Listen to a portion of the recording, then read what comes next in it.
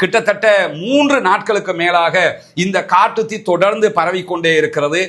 Italy, France உள்ளிட்ட நாடுகளுடைய படைகளும் தீயை அணைக்கிற பணிகளில் ஈடுபடுறாங்க. காசாவில் இஸ்ரேலுடைய தாக்குதல்கள் தொடர்ந்து வரக்கூடிய நேரத்தில் அது அவுதா சிறுவர் மருத்துவமனையில் இன்றைக்கு பிறந்த ஒரு குழந்தை மூளை இல்லாமல் பிறந்திருக்கிறது என்கிற செய்திதான் ஒரு அதிர்ச்சிகரமான செய்தியாக இருக்கிறது. அதற்கான காரணமாக மருத்துவமனை வட்டாரங்கள் சொல்லக்கூடிய மேலதிக அதிர்ச்சி செய்தி என்னன்னு சொன்னா, இஸ்ரேல்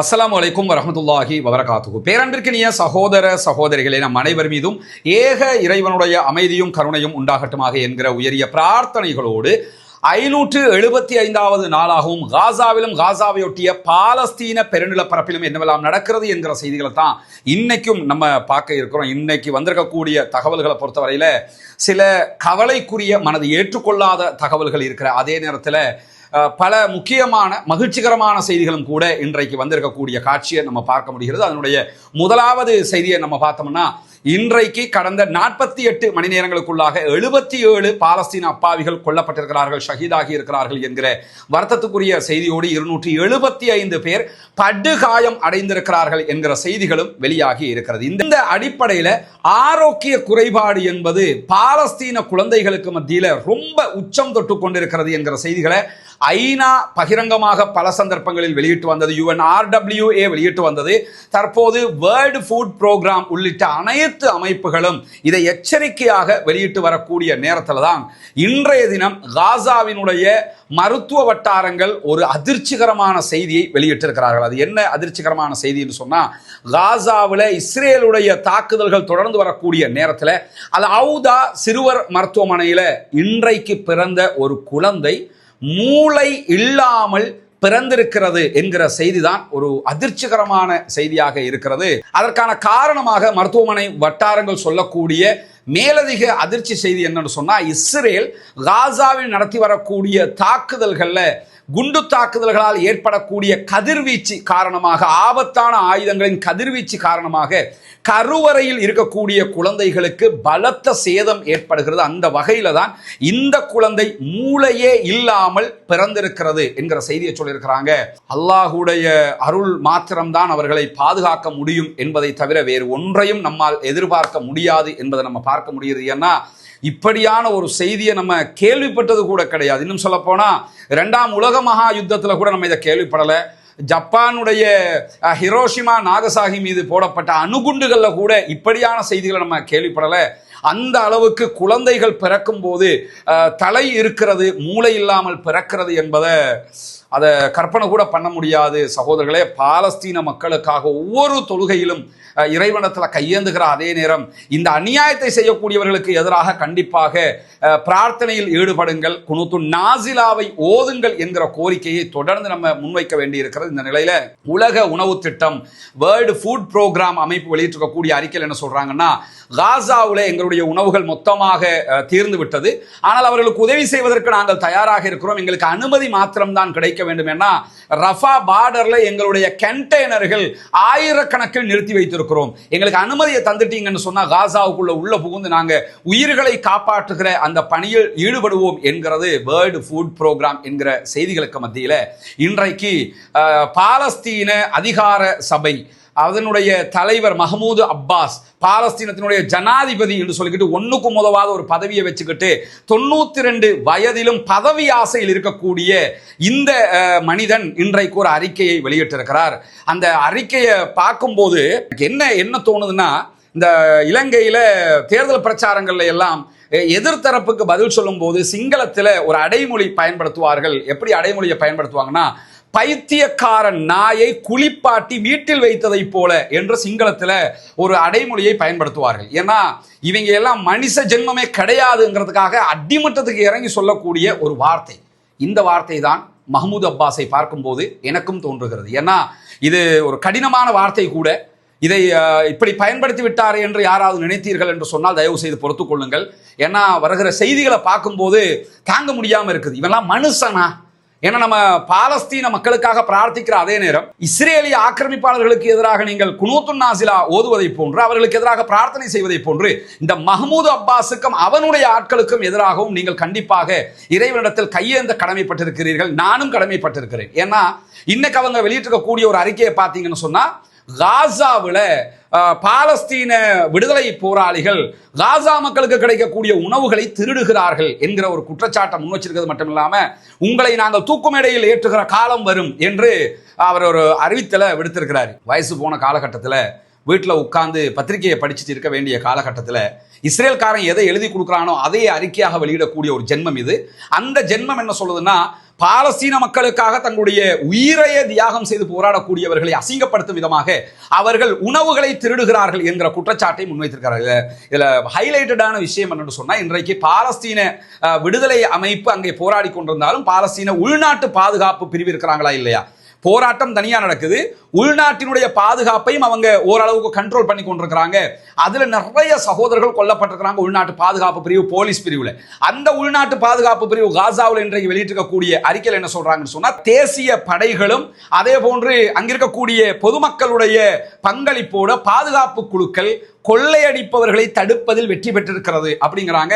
ஆனா இஸ்ரேலுடைய குவாட்காப்டர்கள் அதே போன்று ட்ரோன்கள் ஏவப்பட்டு ட்ரோன் மூலமாக கண்காணிக்கப்பட்டு எங்கேயாவது உணவு இருந்தா இஸ்ரேல் என்ன பண்றான்னு சொன்னா, அவர்களுடைய ஆட்களை வைத்து அந்த உணவுகளை திருடுகிற வேலையில ஈடுபடுறாங்க. அப்படி திருடுவதற்கு துணை போனவர்கள் கிட்டத்தட்ட 2 நாட்களுக்குள்ளாக 6 குற்றவாளிகளை நாங்கள் தண்டித்திருக்கிறோம், 13 பேரை கால்களில் சுட்டு பிடித்திருக்கிறோம் என்கிறது பாலஸ்தீனத்தினுடைய உள்நாட்டு பாதுகாப்பு பிரிவு. பாலஸ்தீனத்தை கண்ட்ரோல் பண்ணக்கூடியவங்க தேசிய படைப்பிரிவு என்ன சொல்றாங்கன்னா, 13 பேரை சுட்டு பிடிச்சிருக்கிறோம், 4 குற்றவாளிகளுக்கு 6 குற்றவாளிகளுக்கு தண்டனை கொடுத்திருக்கிறோம் அப்படிங்கிறாங்க. இவர்கள் இஸ்ரேலுடைய துணையோடு திருடக்கூடியவர். அங்க திருடுறது யாருன்னு சொன்னா, இஸ்ரேல் தான் திருடிக்கிட்டு இருக்கிறாங்கிற நிலையில திருடக்கூடிய இஸ்ரேலை கண்டிக்க துப்பில்லாத இந்த ஜென்மம் என்ன பண்ணதுன்னு சொன்னா, பாலஸ்தீன விடுதலை அமைப்பினர் திருடுகிறார்கள் என்கிற குற்றச்சாட்டை முன்வைத்திருக்கிறார். தயவு செய்து இறைவனிடத்தில் கையேந்தும் போது இந்த மஹ்மூத் அப்பாஸுக்கும் அவனுடைய ஆட்களுக்கும் சேர்த்தே பிரார்த்தனையில் ஈடுபடுங்கள். அதே நேரத்தில் இன்றைக்கு இஸ்ரேலி ஹயோம் வெளியிட்டிருக்கக்கூடிய அறிக்கையில் என்ன சொல்றாங்கன்னா, அமெரிக்காவும் இஸ்ரேலும் காசாவினுடைய யுத்தத்தை முடிவுக்கு கொண்டு வர விரும்பவில்லை என்கிற ஒரு டிக்ளரேஷன் அறிக்கையை வெளியிட்டிருக்கிறாங்க. குறிப்பாக ஈஜிப்டினுடைய அதிகாரிகள் என்ன சொல்றாங்கன்னு சொன்னா, பாலஸ்தீன விடுதலை அமைப்பு என்ன நிபந்தனையை வச்சாலும் அதை தட்டி கழிக்கிறதுல தான் இஸ்ரேலும் அமெரிக்காவும் ஈடுபடுகிறார்கள். உண்மையான நெருக்கடி என்னன்னு சொன்னா, இந்த யுத்தத்தை முடிவுக்கு கொண்டு வர்றதுக்கு அவங்க விரும்பல. காரணம் என்னன்னா, நெத்தனியாஹுடைய கவர்மெண்ட் டிசோல் ஆகிரும், யுத்தம் முடிஞ்சா தேர்தலுக்கு போனாங்கன்னா தோத்து போயிருவாங்கிறதுனால இது அப்படியே இழுத்து கொண்டு போகக்கூடிய நேரத்தில் நமக்கு தெரியும் ஜெருசலம்ல தொடர்ந்து தீ பரவி கொண்டிருக்கிறது. தீயை அணைச்சதாக சொன்னாலும் அங்க அணைக்கல, முழுவதுமாக தீ பற்றி எரிந்து கொண்டிருக்கிறது. இன்றைக்கும் புதிய தீ விபத்து உண்டாகி இருக்கிறது என்று ஜெருசலம் கவர்னரேட் இன்றைக்கு அறிவித்திருக்கக்கூடிய செய்திகள் வெளிவந்திருக்கக்கூடிய நேரத்தில் கிட்டத்தட்ட 3 நாட்களுக்கு மேலாக இந்த காட்டு தீ தொடர்ந்து பரவிக்கொண்டே இருக்கிறது. இத்தாலி, பிரான்ஸ் உள்ளிட்ட நாடுகளுடைய படைகளும் வந்து தீயை அணைக்கிற பணிகளில் ஈடுபடுறாங்க. ஆனாலும் அணைக்க முடியவில்லை என்கிற செய்திகளை பார்க்கிறோம். அப்ப எந்த அளவுக்கு பரவுங்கிறத நீங்க புரிஞ்சுக்கணும். ஆனா இந்த நேரத்திலையும் சொல்லுவாங்கல்ல, பிடிக்காத மனைவியினுடைய கைப்பட்டாலும் குத்தம், கால்பட்டாலும் குத்தம்ங்கிற மாதிரி இதை யாரு செஞ்சா என்கிற ஒரு அறிவித்தல் இன்றைக்கு நெத்தன்யாகுவினுடைய மகன் யாயர் நெத்தன்யாகுவும் அவருடைய அமைச்சரவையை சேர்ந்தவர்களும் வெளியிட்டு இருந்தார்கள். இன்றைக்கு மூக்குடை பட்டு சின்னாபின்னப்பட்டு அசிங்கப்பட்டிருக்கிறார்கள் அவர்களுடைய ஊடகங்களிலேயே. இன்றைக்கு அவர்களுடைய இஸ்ரேலி ஹயோமாக இருக்கலாம், ஜெருசலம் போஸ்டாக இருக்கலாம், அல்லது இஸ்ரேலி டைம்ஸாக இருக்கலாம், எடியோ தஹ்ரனோத்தாக இருக்கலாம், ஆரிஃபாக இருக்கலாம், அத்தனை ஊடகங்களும் கிழித்து கிழித்து நாறு நாராக தொங்க விட்டு கொண்டிருக்கிறது இஸ்ரேலிய பிரதமரையும் அவருடைய மகனையும் அவருடைய அமைச்சரவையும். பொய் சொல்றதுக்கு அளவில்லையாடா, கேவலம் கட்டுவீங்களே அப்படிங்கிறாங்க. என்ன காரணம்னு சொன்னா, இந்த ஜெருசலத்துல தீ விபத்து, காட்டு தீ பரவுவதற்கு காரணமாக இருந்தவர்கள் பாலஸ்தீனர்கள் தான், அவங்க தான் தீ வச்சாங்க அப்படின்னு சொல்லி அவங்க அறிவிச்சிருந்தாங்க. அல்லாஹ்வுடைய அருளை பாருங்க. அவங்க என்ன செய்யறாங்கிறத அல் ஜசீராவோ அல்லது பிரஸ் டிவியோ அல்லது குதுஸ் நெட்வொர்க்கோ சொல்ல வேண்டிய அவசியம் இல்லாம அவர்களுடைய ஊடகங்களை உண்மையை கண்டறிந்து இன்றைக்கு வெளியிட்டிருக்கிறார்கள். என்ன அடிப்படையில் அந்த காட்டு தீ பரவி இருக்குன்னா, மலையேறக்கூடியவங்க இருக்கிறாங்கல்ல, இந்த மலையேறக்கூடியவங்க மலையில வச்சு சமைக்கிறதுக்கு வேற வேற காரியங்களில் ஈடுபடுறதுக்காக பயன்படுத்திய தீயினாலதான் இந்த காட்டு தீ ஏற்பட்டிருக்கிறது என்று இஸ்ரேலுடைய ஷின்பத் புலனாய்வு பிரிவே கண்டறிந்திருக்கிறது. நெத்தன்யாகும் அவனுடைய மகனும் அவருடைய அரசாங்கமும் சொல்லக்கூடியது மொத்தமும் பச்சை பொய் என்று சொல்லி இன்றைக்கு இஸ்ரேலிய ஊடகங்களே அல்லாஹ்வுடைய அருளால பகிரங்கமாகவே அறிவித்திருக்கிறார்கள். நபிகள் நாயகம் ஸல்லல்லாஹு அலைஹி வஸல்லம் அவர்கள் கூறிய ஒரு ஹதீஸ் நினைவுக்கு வருகிறது. இன்னல்லாஹ யுஅய்யிது ஹாத தீன பிர்ரஜுலில் ஃபாஜிர். ஒரு கேடுகட்ட அயோக்கியனை கொண்டு கூட இந்த மார்க்கத்திற்கு அல்லாஹ் தஆலா வலு சேர்ப்பான் என்கிறாங்க ரசூலுல்லாஹ். அந்த அடிப்படையில் பார்த்தீங்கன்னா இந்த அயோக்கிய கும்பல் பொய் சொல்ல சொல்ல சொல்ல பாலஸ்தீன மக்கள் யார் என்பதை இந்த உலகம் கண்டுகொண்டே இருக்கிறது. அந்த அடிப்படையில் தான் இந்த செய்தியும் வெளிவந்திருக்கு. இஸ்ரேலிய ஊடகங்களை இன்னைக்கு பாலஸ்டைனை சேர்ந்த யாருமே அங்க தீ வைக்கல, தீ வச்சது நம்மாக்கள் தான், அதை உளவு பிரிவு கண்டுபிடிச்சிருச்சு, நீங்க அதை மறைச்சிக்கிட்டு அவன் தலையிலே எல்லாத்தையும் கொண்டு போட பாக்குறீங்க, இது தேவையற்ற வேலை, உங்களுக்கு உங்க அரசாங்கத்தை காப்பாற்றுறதுக்கு துப்பில்லைன்னு சொல்லி இன்றைக்கு காரி உமிழுகிற செய்திகள் நடந்திருக்கக்கூடிய நேரத்தில் தான் இஸ்ரேலுடைய வட்டாரங்கள் இன்றைக்கு ஒரு செய்தியை வெளியிட்டு இருக்கிறாங்க. ரஃபாவில் ஒரு கடினமான பாதுகாப்பு சம்பவம் நடந்திருக்கிறது என்பதுதான் அந்த செய்தி. குறிப்பாக தெற்கு காசா ரஃபா பகுதிகளில் இஸ்ரேலுடைய ஆக்கிரமிப்பு ராணுவத்தின் மீது இன்றைக்கு பாலஸ்தீன விடுதலை ராணுவம் பயங்கர தாக்குதல்களை நடத்தி இருக்கிறார்கள். கிட்டத்தட்ட 7 அல்லது 8 தடவைகள் ஹெலிகாப்டர் வந்து பிணங்களையும் அங்கிருக்கக்கூடிய பாதிக்கப்பட்டவர்களையும் அள்ளிக்கொண்டு செல்கிறார்கள் என்கிற செய்திகள் வெளியாகி இருக்கிற அதே நேரத்தில் ஆக்கிரமிப்பு ராணுவம் இஸ்ரேலிய போர்சஸ் வருகிற போது அந்த இடத்துல புகை குண்டுகள் வீசப்படுகிறது.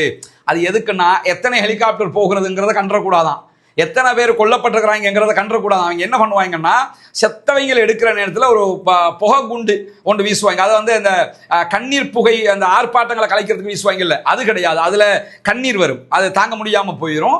இந்த குண்டை பொறுத்தவரை கண்ணீர் வராது, புகை மட்டுமே வரும். அந்த புகைக்குள்ள போய் என்ன செய்வாங்கன்னா, அது எப்படிமா நாங்கள் விழுந்துட்டோம் ஆனா மீசையில மண்ணோட்டலை பார்த்துக்க அப்படின்னு சொல்லி கேவலம் கட்டவங்க இப்படி ஒரு வேலையை செஞ்சுக்கிட்டு இருக்கிறாங்க. 7 அல்லது 8 தடவைகள்ல அவருடைய ஹெலிகாப்டர் வந்து பிணங்களை அள்ளி இருக்குதுன்னு சொன்னா அது எவ்வளவு பெரிய சம்பவமாக இருக்கும். இறங்கி செஞ்சிருக்கிறாங்கிறது தெரியுதா இல்லையா? அவ்வளவு ஒரு தாக்குதல் இன்றைக்கு நடத்தப்பட்டிருக்கக்கூடிய நேரத்தில் தான் இன்றைக்கு இஸ்ரேலுடைய பிரபல எழுத்தாளர் யோவ் லிமோர் இஸ்ரேலி ஹயோம் பத்திரிகையில ஒரு கட்டுரையை எழுதியிருக்கிறார். மிக அற்புதமான ஒரு கட்டுரை. அதுல அவர் ஒரு 2 விஷயத்தை கோட் பண்றாரு. அது இன்றைக்கு இஸ்ரேலி ஹயோம் ஹைலைட்டட் நியூஸாக சொல்லி இருக்கிறாங்க. நம்மளும் இந்த இடத்துல அதை பகிர்வது முக்கியமானதாக இருக்கிறது. என்னன்னா, பாலஸ்தீன விடுதலை அமைப்பினுடைய மறைந்த ஜெனரல், மரணித்த ஷஹீதான ஜெனரல் யஹ்யா சின்வார் அவர்களை பற்றியது. அவர் என்ன சொல்றாருன்னா, சின்வார் இஸ்ரேல் மேல அதனுடைய வரலாற்றிலேயே மிகப்பெரியதொரு பேரழிவை ஏற்படுத்தி இருக்கிறார். சின்வாரை இஸ்ரேல் மறக்கவே முடியாது அப்படின்னு சொல்லிட்டு சின்வார்ட்ட இருந்து இஸ்ரேல் 2 பாடங்களை கற்றுக்கொள்கிறது அப்படிங்கிறாரு. அந்த 2 பாடங்களும் உண்மையிலேயே அவர்கிட்ட இருந்து இஸ்ரேல் மட்டுமல்ல பல பேரும் பெற்றுக்கொள்ள வேண்டிய ஒரு பாடமாகத்தான் அது இருக்குது. ஆனால் இஸ்ரேல் பெற்றுக்கொண்டிருக்கிறது என்று சொல்லி எழுத்தாளர் யோ லிமோர் சொல்லக்கூடிய செய்தி இஸ்ரேலி ஹயோம் சொல்லியிருக்கிறாங்க. அதுல என்ன ஒரு முதலாவது காரணம் அவர்கிட்ட இருந்து பெற்றுக்கொண்ட படிப்பினை என்னன்னு சொல்றாருன்னு சொன்னா, எதிரியை அவர்களுடைய வார்த்தைகளை அடிப்படையாக கொண்டு மதிப்பிடாதீர்கள். யஹ்யா சின்வார் பேசுறத வச்சு நீங்க முடிவெடுத்தீங்க, அந்த ஆளுடைய பேச்சிலேயே கவர்ச்சி இருக்கிறது, உங்களை திசை திருப்பிட்டாரு. முதல்ல அவங்களுடைய எதிரியினுடைய பேச்சை வச்சு எதிரியை மதிப்பிடாம அவர்களுடைய திறமை அடிப்படையில் நீங்கள் எதிரியை மதிப்பிட வேண்டும். அது மட்டும் இல்லாம எந்த நேரத்திலையும் எதிரியை குறைத்து மதிப்பிடாதீர்கள். நமக்கு ஒருத்தர் எதிரியா இருக்கிறாருன்னா அவர் இப்படித்தான் இருப்பார், குறைச்சி மதிப்பிட கூடாதான். அது யார்கிட்ட இருந்து படிச்சுக்கிட்டோம்னா நம்ம யஹ்யா சின்வார் சாதாரணமா நினைச்சிட்டோம். யுத்தம் ஆரம்பிச்சதுல இருந்து சொல்லிக்கிட்டு இருக்கிறோம். அந்த அவர் பாலஸ்தீனத்தினுடைய சிங்கம் என்று வர்ணிக்கப்படக்கூடியவர், காசாவினுடைய லயன் அவர்.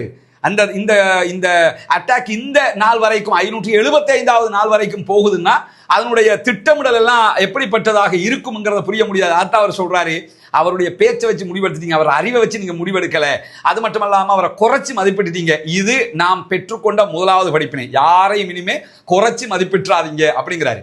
2வதாக யோ லிமோர் எழுத்தாளர் அவர்கள் சொல்லக்கூடிய 2வது படிப்பினை என்னன்னு சொன்னா, காசாவில் செருப்பு அணிந்த பாலஸ்தீன போராளிகள் பயிற்சி பெற்றவர்கள் இருக்கிறார்கள், இவர்கள் செருப்பு போட்டிருக்கிறாங்கிறதுக்காக நீங்க குறைச்சி மதிப்பிட்டுட்டீங்க, அவர்கள் மிகவும் ஆபத்தானவர்கள். செருப்பு என்னன்னா, இஸ்ரேலி சோல்ஜர்ஸ்னா எப்படி இருப்பாங்க, அப்படி அந்த ட்ரெஸ்ஸை போட்டு ராணுவ இதோட வாக்கி டாக்கி எல்லாம் வச்சு முகத்தெல்லாம் இந்த இந்த இந்த பகுதியை தவிர முழு ஒட்டமும் அவங்க சீல் பண்ணின மாதிரி இருப்பாங்க. அப்படி ஷூ என்ன அப்படித்தானே இருப்பாங்க. ஒரு உலகத்திலேயே மிக முக்கியமான ராணுவம்னு சொல்றாங்க. அப்படி ஆக்களை பார்த்துட்டு ரொம்ப சூப்பர்னு நினைச்சுக்கிட்டு இருக்கிறீங்க.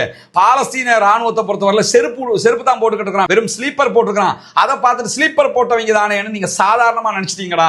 ஸ்லீப்பர் போட்டவங்க என்று சொல்லி அவங்க சாதாரணமா நினைக்காங்க. மிக மிக ஆபத்தானவர்கள், மிக முக்கியமாக அறிவார்ந்த போராளிகள் அவர்கள் என்பதை நீங்கள் இனம் கண்டு கொள்ளுங்கள். அதை அவர்கள் நிரூபித்து விட்டார்கள் என்று சொல்லி இருக்கிறார்கள். என்னன்னா, சாதாரணமா இருப்பான், இதெல்லாம் ஆளான்னு நினைப்பீங்க, அவங்கள ட்ரெஸ்ஸை பார்த்தா தான் செருப்பு போட்டுக்கிட்டு இருக்கிறான், வேற மாதிரி ட்ரெஸ் கொடுத்துக்கிட்டு இருக்கிறான். ஆனா அறிவார்ந்த இராணுவத்தை சேர்ந்தவர்கள் என்கிற அந்த படிப்பினையும் நமக்கு கிடைத்திருக்கிறது என்கிற நிலையில இன்றைக்கு பாலஸ்தீன விடுதலை அமைப்பு ஒரு வீடியோ வெளியிட்டிருக்கிறாங்க. அதுல ஒரு கைதி, பணைய கைதி, இஸ்ரேலுடைய பணைய கைதி பேசக்கூடிய வீடியோ. மிக உருக்கமாக அவர் பேசுகிறார். இந்த பதிவு என்னுடைய கடைசி வீடியோவாக இருக்கலாம் அப்படின்னு சொல்றாரு. நாங்க ஒரு பங்கருக்குள்ள இருக்கிற இடத்துல இஸ்ரேல் குண்டு போட்டது, அதுல நானும் என்னோடு இருந்த சக கைதியுமாக பாதிக்கப்பட்டிருக்கிறோம். என்னோட இருந்தவருக்கு என்ன நடந்ததுன்னு தெரியல, அவர் எங்க இருக்கிறாருங்கிறதும் எனக்கு தெரியல. 2 தடவைகள் எங்கள் மேல இஸ்ரேல் குண்டு போட்டது. என்னுடைய நிலை ரொம்ப கடினமாக இருக்கிறது. எந்த மருந்துகளும் இந்த இடத்துல எனக்கு கிடைக்கல. குண்டு வீசப்பட்ட நேரத்தில் என்னோட இருந்த அந்த கைதி, அவருக்கு என்ன நடந்ததுங்கிறதும் எனக்கு தெரியல என்று சொல்லிட்டு என்ன சொல்றாருன்னா, நெத்தன்யாகுவோ அல்லது அவருடைய மகனோ அல்லது வேற யாரோ ஒரு அமைச்சருடைய ஒரு முக்கியஸ்தருடைய மகனோ இப்படி பணைய கைதிகளாக இருந்திருந்தால் இவ்வளவுக்கும் யுத்தம் நின்றுக்கும். நாங்க ஒரு சாதாரண மக்களுங்கிறதுனால தானே நாங்க செத்தாலும் பரவாயில்லைன்னு சொல்லி நீங்க இப்படி யுத்தத்தையே பண்ணிக்கிட்டு இருக்கிறீங்க, உங்களோட ஆட்சியை பாதுகாத்துக்கொள்ள பாக்குறீங்க. நாங்க சாதாரண ஆக்கள், ஒரு பெரிய ஆளுடைய பிள்ளை மாட்டிக்கொண்டிருந்தா இப்படி விடுவியலா அப்படின்னு சொல்லி உணர்வு பூர்வமாக அவர் கேட்டுட்டு, இஸ்ரேல் மக்களிடத்தில் நான் சொல்லுகிற கடைசி வார்த்தை என்று சொல்றாரு, உங்களுடைய குடிமக்கள், இஸ்ரேல் குடிமக்கள், பிரஜா உரிமை பெற்றவர்கள் 59 பேர் இதுவரைக்கும் பணைய கைதிகளாக இருக்கிற நேரத்தில் நீங்க எப்படி சுதந்திர தினத்தை கொண்டாட முடியும்? கொண்டாடுகிற நேரமா இது அப்படின்னு சொல்லி கேட்டுட்டு, இது என்னுடைய கடைசி வீடியோவாக இருக்கலாம் என்று சொல்லி அவர் முடித்திருக்கிறார் என்கிற அந்த வீடியோவையும் இன்றைக்கு பாலஸ்தீன விடுதலை அமைப்பினர் வெளியிட்டிருக்கக்கூடிய நேரத்தில் ஹூத்திகளுடைய படைப்பிரிவு இன்றைக்கு முக்கியமான சில செய்திகளை வெளியிட்டிருக்கிறாங்கன்னா, தொடர்ந்து யமன்ல இருக்கக்கூடிய அன்சாருல்லா ஹூத்திகள் மேல அமெரிக்கா தாக்குதல்களை நடத்தி வருகிற நேரத்தில் இன்றைக்கு இஸ்ரேலி ஹயோம் வெளியிட்டிருக்கக்கூடிய செய்தியில் என்ன சொல்றாங்கன்னா, இதுவரைக்கும் ஹூத்திகள் மேல எத்தனை தாக்குதல்களை அமெரிக்கா நடத்தினாலும் அவர்களை தோற்கடிக்க முடியவில்லை என்பதை கசப்பாக நாம் ஒப்புக்கொள்ள வேண்டி இருக்கிறது அப்படின்னு இருக்கிறாங்க. அவங்க நம்மளால ஜெயிக்க முடியாம இருக்குது, தொடர்ந்து நம்ம மேல அட்டாக் பண்ணிக்கிட்டே இருக்கிறாங்க. ரப்பர் மாதிரி அப்படி பந்த சவரில் அடிக்க ரிட்டர்ன் வரும்ல, அந்த மாதிரி ஒரு குரூப் அவங்க. அதெல்லாம் லேசில் முடிக்க முடியாதுங்கிறதுனால நம்ம தோத்துக்கிட்டே இருக்கிறோம். இன்றைக்கும் இஸ்ரேலுடைய ஜாஃபா பகுதிகளில் இஸ்ரேலுடைய இராணுவ தளத்தின் மீது ஹைப்பர்சோனிக் பேலிஸ்டிக் ஏவுகணை தாக்குதல் துல்லியமாக நடத்தப்பட்டிருக்கிறது. அந்த தாக்குதல் வெற்றிகரமாக அமைந்திருக்கிறது என்பதை சொல்லியிருப்பது மட்டுமல்லாமல், இஸ்ரேலியுடைய விமானப்படை தளத்தின் மீது ஹைப்பர்சோனிக் ஏவுகணை தாக்குதல்களை இன்றைக்கு 2வது முறையாக நடத்தியிருக்கிறார்கள். இந்த ஏவுகணை தாக்குதல்களில் சைரன் ஒலி எழுப்பப்பட்டுக் கொண்டிருக்கிறது.